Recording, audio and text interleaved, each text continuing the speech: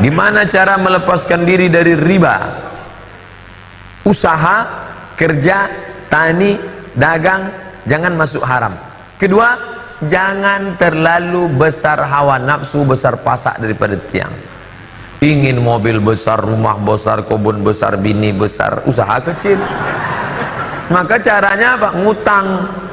Hidup ngutang, ngutang, ngutang. Jangan selera besar. Pulang saya dari Maroko, datang orang mau ngasih saya 50 juta. Ustadz, nih ku kasih 50 juta. Ustadz, belilah mobil baru. Enggak, saya tak mau ngutang. Untuk apa saya ngutang? 2 hari sesudah itu datang orang, dikasihnya SMS, nih jemput ke rumah saya Kijang Innova. Tak mau saya tak mau terutang budi. Orang baik kita berpikir, lebih baik saya dengan hasil usaha saya sendiri. Untuk apa? Nah, jadi anak-anak muda harus berdikari. Ini gaya petantang-petanteng. Kalau tanggal 1, tanggal 2, oh, rupanya rental semua. Masuk tanggal 30 ke kampus pun tak berani, ciut. Berdikari, berdiri di atas kaki sendiri. Ustaz, belajarnya begini gimana? Dulu kami di Mesir, tak pernah kami minta. Ini anak-anak sekarang sikit-sikit minta. Asal habis belanja, passwordnya 3 huruf. Ma, pa. Apa minta-minta? Kami dulu kalau tak punya duit kerja. Pergi kami naik kapal laut 2 hari 2 malam ke Mekah. Kerja musim haji, cari. Pergi ke rumah emak, saya tanya, Ustaz Somad itu dulu kuliah pernah tak minta duit waktu di Mesir? Tak pernah. 2 tahun di Maroko ada minta duit? Tidak. Kami kerja. Pergi ke Mekah.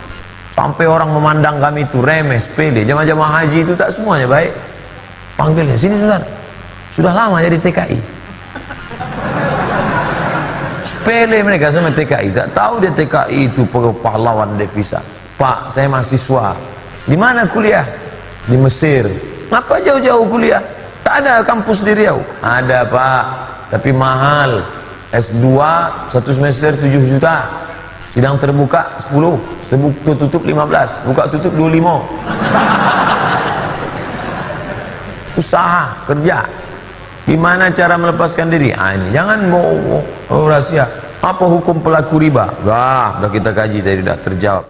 Itu ada di Al-Baqarah ayat 275 sampai turunannya terus ke bawah sampai ayat 281-nya turun. Itu sangat ketat sekali.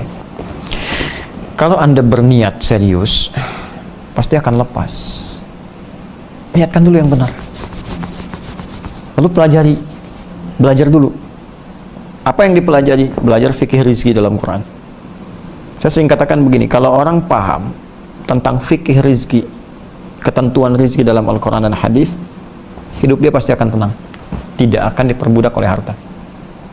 Contoh begini, Allah berfirman di Quran surah ke-51 ayat 22, wa fis samai rizqukum wa ma tu'adun. Dan di langit itu rizkimu telah ditetapkan dan aku janjikan pasti akan diberikan kepadamu. Ya. Lalu Allah perintahkan di Al-Baqarah ayat 168, ya ayyuhan nasu kulu mimma fil ardi halalan thayyibah. Hei orang-orang beriman, silahkan berpetualang di bumi, kerjakan sesuai kemampuanmu apa saja untuk bisa cari makan. Tapi prinsipnya kerjakan yang halal, ambil yang baik. Jadi 2 ayat tadi kalau dipadukan, kata Allah, rizkimu pasti aku berikan, gak akan aku kurangi. Jadi sampai meninggal itu rezeki kita sudah diatur dan gak akan tertukar. Rezeki saya dengan Pak Duni, ya, dengan Pak Irwan, itu masing-masing punya bagiannya, gak akan tertukar. Kalau sudah ditetapkan punya saya, gak akan tertukar pada Anda. Ya, gak akan tertukar, pasti diberikan. Dan porsinya gak mungkin kurang, pas itu sesuai dengan rezeki itu yang membuat kita bisa dekat dengan Allah, bisa punya bekal ibadah. Jadi sebetulnya nggak ada istilah kaya atau miskin, ya. Istilahnya itu rezeki yang sesuai untuk kita sebagai bekal kita untuk pulang. Ini yang paling pas buat kita untuk ibadah. Sebab kalau terlalu banyak bisa sombong, dosa. Sedikit bisa kufur misalnya. Jadi dicukupkan lalu bagi kita. Kita mesti paham itu. Karena itu dulu sahabat Nabi itu ditampilkan oleh Nabi untuk memilih passionnya. Ya, mau aktif di mana untuk ke surga. Jadi pola hidup itu begini. Pola hidup itu visinya akhiratnya turunkan dulu. Yang jauhnya. Itu sebetulnya visi hidup ya. Sekarang begini. Anak-anak kita kan selalu ditanya, cita-cita mau jadi apa? Ada yang mau jadi apa?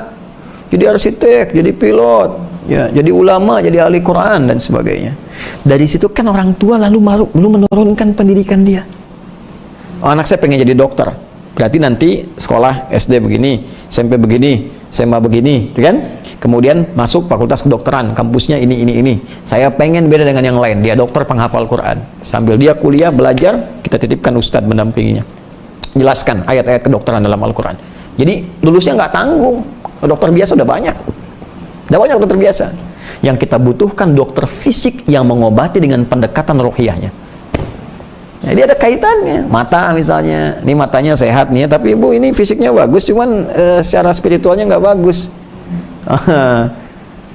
Gimana contohnya mata sehat? Bisa kelihatan semua, tapi dia nggak bisa bedain mana sendal dia, mana sendal orang. Ya kan? Nah, telinga dan sebagainya itu komplit tuh. Nah, jadi peta hidup tuh begitu. Anda ingin anak jadi apa, Anda mau jadi apa, turunkan pendidikannya. Sama, hidup kita secara lebih kompleks, lebih luas, turunkan target paling tingginya. Di akhirat pengen kemana? Surga. Semua orang pasti pengen ke surga. Tapi tidak semua yang pengen ke surga menurunkan tentang ayat surga sehingga menjadi aktivitas di bumi. Saya tanya begini, lu pengen surga apa? Firdaus. Betul? Firdaus, insya Allah. Kenapa nggak Anda turunkan keterangan surga Firdaus dalam Al-Quran? Apa amalan orang-orang Firdaus itu dalam Al-Quran? Turunkan menjadi aktivitas kita di bumi. Kurikulumnya apa? Misal, ada pewaris ahli Firdaus yang beraktivitas di bumi. Jadi ini ahli surga Firdaus yang beraktivitas di bumi. Disebutkan oleh Allah di Quran surah 23 ya, ayat 1 sampai 9-nya itu. Ya, nanti bagian akhirnya ditutup dengan alladzina yarithuna al-firdausa hum fiha khalidun. Ulaika humul warithun, mereka itu para pewaris surga Firdaus sedang beraktivitas di bumi. Alladzina yarithuna al-firdausa hum fiha khalidun. Mereka itu pewaris surga Firdaus yang akan kekal tinggal di dalamnya. Siapa mereka? Ayat pertama, qad aflahal mu'minun.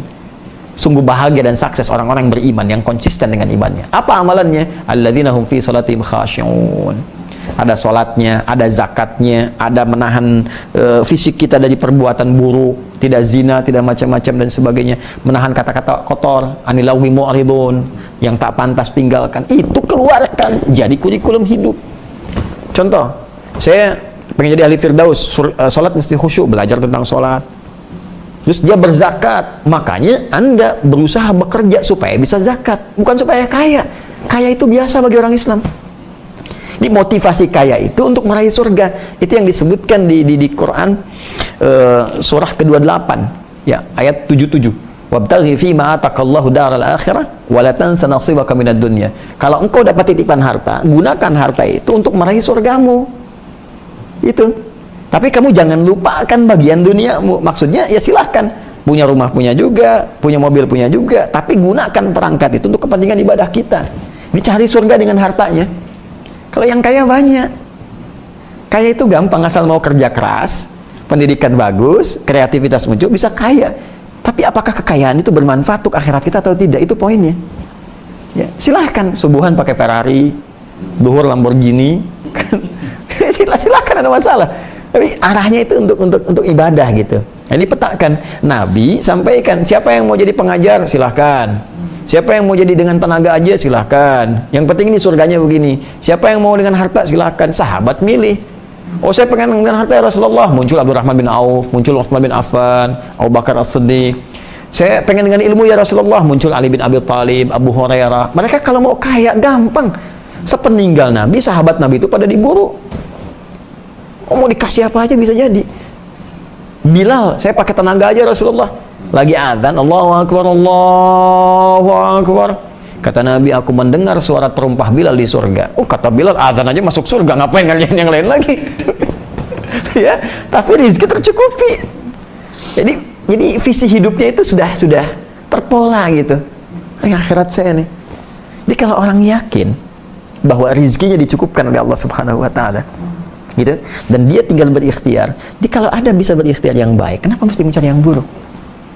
Allah itu cuma memberikan dua kategori dalam Al-Quran. Ya, satu, kaya, kedua, cukup.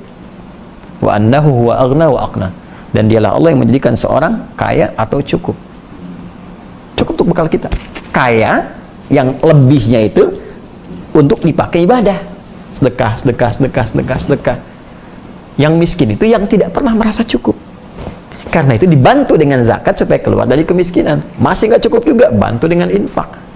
Masih nggak cukup, bantu sedekah. Masih nggak cukup juga, memang nggak pernah merasa cukup. Jelas ya? Nah, jadi tadi inti pertanyaan tadi?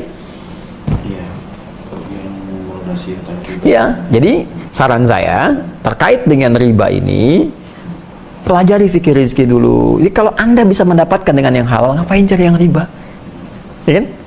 Nah, sekarang duduk dulu, petakan dulu, belajar yang baik dulu. Setelah kita paham semua itu, bermohon kepada Allah, berdoa, ya Allah, aku ingin meninggalkan dosa riba, aku ingin terbebas, ya Allah, berikan aku petunjuk, minta. Nah, setelah itu datang dulu misalnya, kan ada Baznas, teman-teman di Baznas juga bertakwalah kepada Allah Subhanahu Wa Taala. Itu harta titipan, kan ada yang wajib dibantu. Baznas itu kan Badan Amil Zakat Nasional. Ya, zakat itu ada uang zakat, kepada siapa diberikan? 8 golongan. Siapa 8 golongan itu? Fakir, miskin, ala At-Taubah ayat 60. Ya, innamas shadaqatu lil fuqara wal masakin wal mu'allafati qulubuhum, mu'allaf, kemudian wa fir riqab, ya innamas shadaqatu lil fuqara, fakir, wal masakin, orang miskin, wal mu'allafati qulubuhum wal mu'amilina 'alaiha. Ya, amilina 'alaiha, dan amil, orang yang fokus merawat zakat sehingga tidak mengerjakan yang lain. Ya, mu'allaf qulubuhum, mu'allaf, wa fir riqab, hamba sahaya sudah enggak ada, wal gharimin, orang yang terikat utang piutang dengan pekerjaan syar'i, bukan utang piutang umum, kredit mobil, kredit motor, minta zakat, bukan, ya. Wa fi sabilillah, wa ibnis sabil, dan orang yang dalam perjalanan. Nah, yang tadi kan dia masuk kategorinya. Ya, fakir dengan keadaan yang miskin, dia masuk. Mintakan misalnya dengan pola pinjam nanti bayar misalnya, nggak usah pakai bunga dari situ, bisa. Bisa pakai dana-dana itu, ajukan dulu, minta, atau hubungi teman-teman yang baik yang kira-kira ada kelebihan, bisa dipakai. Kalaupun nggak ditemukan sama sekali, cuma skema tadi yang ada, yang lebih kecil dengan niat untuk memperbaiki, maka itu menjadi bagian darurat bagi dia sebagai jembatan untuk berpindah. Sah hukumnya bagi dia. Nanti dari situ dia coba ambil lagi yang tanpa riba itu untuk bisa melunasi itu. Tapi kalau saya sih, kenapa nggak datang ke bank syariah aja misalnya, atau yang syariah, yang ribanya jelas sudah nggak ada, terus dia berusaha mencicil dari situ. Dari situ dia jangan simpulkan dulu nggak ada. Yang punya kan Allah. Berusaha dulu. Sekira itu ya. Allah Ta'ala ala bissawab. Assalamualaikum warahmatullahi wabarakatuh. Assalamualaikum. A'udzubillah, bismillah, alhamdulillah. Allahumma sholli ala sayyidina Muhammad wa ala ali sayyidina Muhammad. Izin bertanya Buya, maaf kalau pertanyaannya kurang sopan. Gimana caranya untuk memantapkan niat dalam hati untuk berjihad keluar dari pusaran riba? Kadang tersirat dalam hati ada perasaan lelah yang dijalankan untuk keluar dari pusaran riba. 2 tahun berjalan, saya juga mau jual aset, pengen keluar dari pusaran riba, nyatanya belum laku-laku untuk dijual.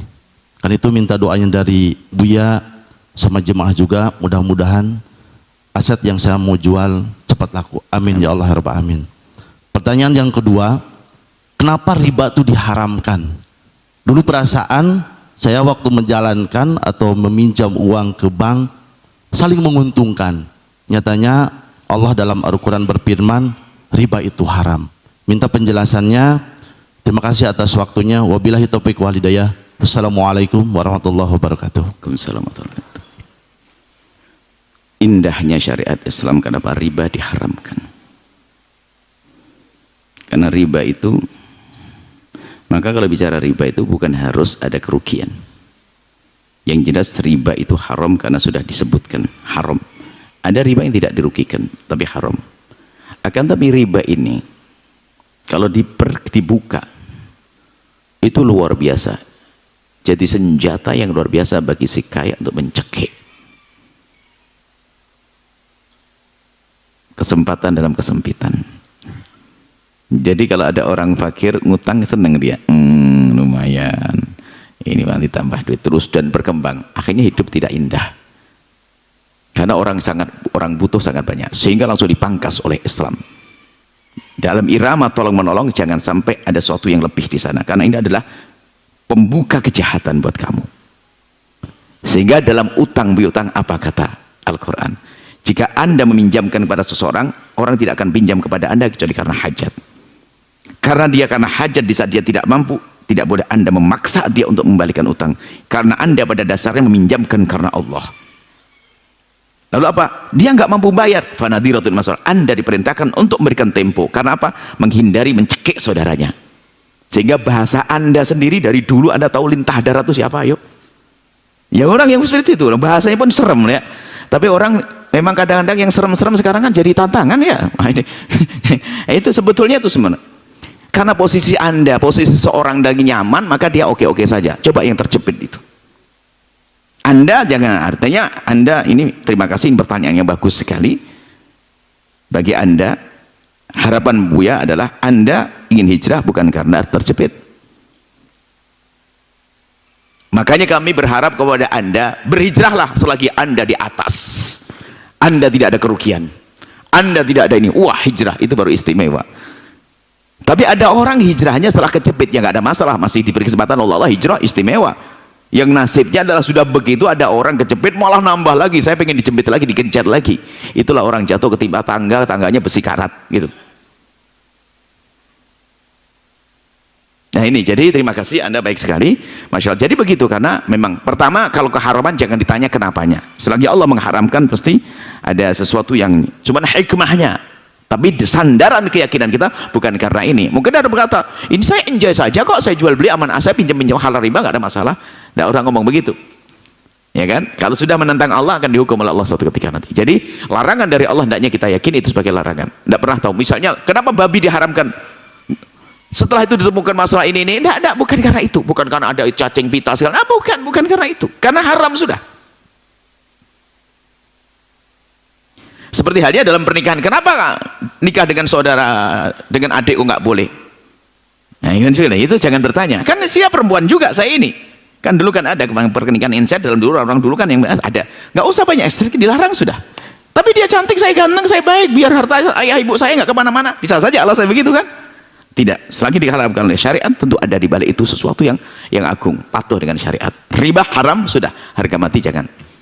Nah, kemudian setelah itu riba, bisa saja orang urusan dengan riba di saat darurat. Cuman sekarang orang main di darurat, dikit-dikit jadikan darurat.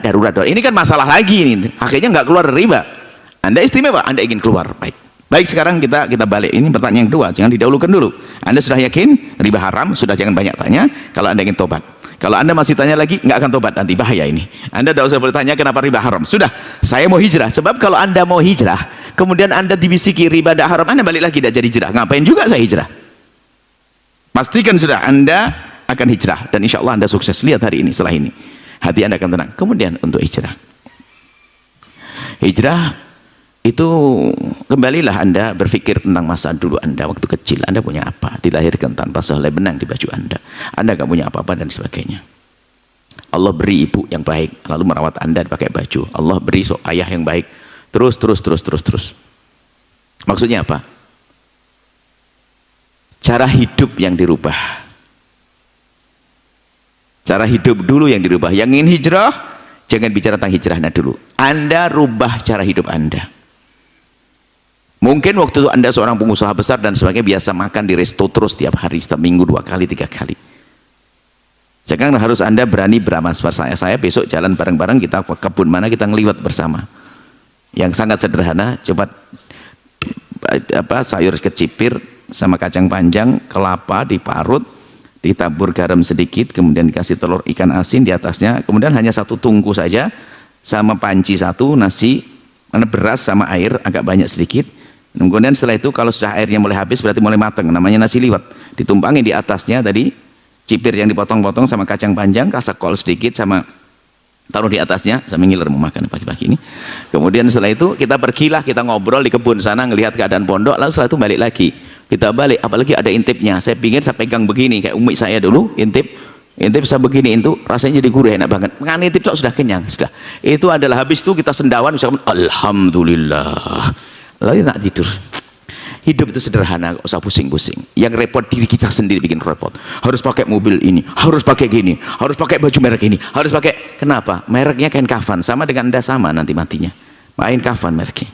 Dan sebesar apapun dunia yang kita raih tetap akan kita tinggalkan. Maka jangan sampai di saat kita diuji Allah dengan kekurangan tersiksa dengan itu semuanya, kan kebodohan kita. Maka di sana banyak orang bahagia, jujur. Ada ndak orang bahagia nggak punya apa-apa? Kita melihat orang di kampung tuh subhanallah. Dia tuh gaji sehari untuk makan sehari. Tapi kayak kalau ngobrol kayak nggak habis-habis beritanya. Sampai kita mikir, ngomong apa aja sih Bu itu? Sama suaminya. Habis jalan di matang sawah itu cerewet tuh. Sampai dorong-dorongan sama suaminya untuk jegur gini. Sebut.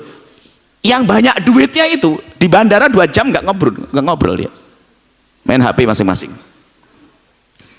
Keindahan itu adalah dari hati yang menerima dengan apa yang Allah berikan. Jadi pertama, kau pengen hijrah, rubah cara hidup Anda. Kalau di sini belum dirubah, Anda akan semakin tersiksa nanti. Setan akan berisik, balik aja lah lagi. Rumah ngontrak tidak ada masalah. Memang kita semuanya bukan ngontrak, dipinjem ya. Segede apapun rumah itu akan, coba. Kalau Anda berpikir, kalau Anda buang, Anda di kereta api mau buang ke mana? Kaca itu. Yang Anda buang kira-kira barang, angkat ada suruh milih barang murah, harus Anda buang. Yang murah, ini ada. Pokoknya harus buang ke sana. Kalau Anda buang nanti kamu akan ditembak. Ada roti harga 10.000, ada jam 200.000, ada handphone 1 juta. Pilih mana? Pokoknya buang. Yang paling mau buang, ditinggal. Kenapa? Kalau yang saya tinggal yang kan mahal ya kalau jam. Sama. Kalau rumahnya gede itu kan mati ditinggal, mestinya nyesel gede rumahnya. Kalau kecil macam ngontrak apalagi balik sama yang punya. Berpikir, cuman kan kita punya hawa nafsu. Kita punya hawa nafsu pengen rumah gede dan sebagainya. Maksudnya kita berpikir cara hidup seperti itu. Hidup yang dirubah. Nggak usah gengsi dah kita pakai baju. Anda beli di Mekah sana baju. Ternyata buatan Tegal Gubuk tuh. Jahitannya orang Cirebon. Ibaratnya begitulah. Jadi ya, biasakan dengan kesederhanaan itu membantu Anda untuk tobat. Jangan gengsi dengan baju sederhana, dengan motor. Allah indah yang menjadikan mulia. Tadi kita sebutkan Abu Hurairah melarat loh ya, tapi tidak pernah dia rendah. Imam Nawawi melarat. Sayyidina Imam Ali bagaimana seorang yang sangat mulia diambil menantu Rasulullah. Dia punya kerjaan, di antara kerjaannya adalah menurunkan kurma. Tukang naik pohon kelapa kalau di sini. Allah, tapi apakah ngurangi kemuliaan? Tidak. Dan setelah itu, insya Allah yang bakal dulu dengan bisnis, insya Allah Anda akan percaya setelah ini istiqomah. Cara hidup yang perlu dirubah. Keyakinan riba adalah haram, cara hidup yang akan dirubah. Anda hijrah begitu mudahnya. Dan fahamkan kepada sanak kerabat dan saudara, siapapun yang dirindukan oleh Allah untuk hijrah, biarpun belum sempurna, maka dia telah dimasukkan ke wilayah